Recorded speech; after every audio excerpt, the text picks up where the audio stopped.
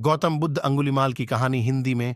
गौतम बुद्ध के समय में अंगुलीमाल नाम का एक कुख्यात डाकू रहता था। उसके नाम का मतलब था उंगलियों की माला, क्योंकि उसे अपने शिकार की उंगलियां इकट्ठी करके उन्हें एक भयानक ट्रॉफी के रूप में अपने गले में पहनने की एक भयानक आदत थी। अंगुलीमाल ने पूरे इलाके में आतंक मचा रखा था। वह जहां भी जाता था वहां भय और पीड़ा का माहौल पैदा कर देता था। हर कोई उससे डरता था और लोग हवा में उसका नाम फुसफुसाते हुए सुनने से भी डरते थे। एक दिन अंगुलीमाल की मुलाकात एक भटकते हुए साधु से हुई, जो कोई और नहीं बल्कि खुद गौतम बुद्ध थे। इस बात से अनजान कि उसका सामना किससे हो रहा है, अंगुलीमाल ने तय किया कि इस साधु की उंगली ही उसकी अगली ट्रॉफी होगी।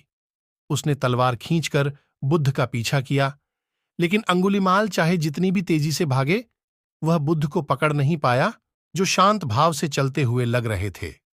अंततः थककर और भ्रमित होकर अंगुलीमाल चिल्लाया, रुको! जब मैं तुम्हें रुकने का आदेश देता हूं तो तुम भाग क्यों रहे हो?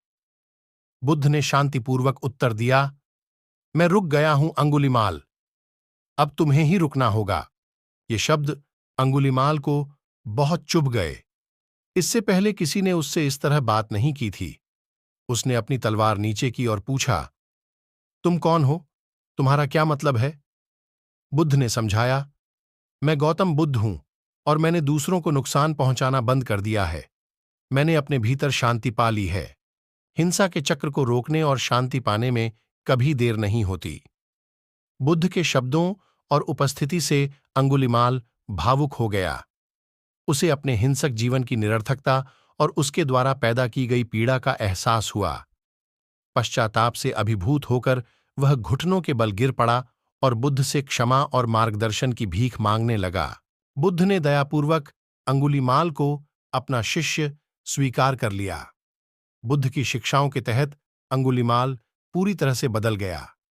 उसने हिंसा का जीवन त्याग दिया, एक भिक्षु बन गया और शांति और ज्ञान फैलाने के लिए खुद को समर्पित कर दिया। अंगुलीमाल की कहानी हमें सिखाती है कि चाहे हमारा अतीत कितना भी अंधकारमय क्यों न हो, समझ, करुणा और आंतरिक शांति की खोज के माध्यम से मुक्ति और परिवर्तन हमेशा संभव है।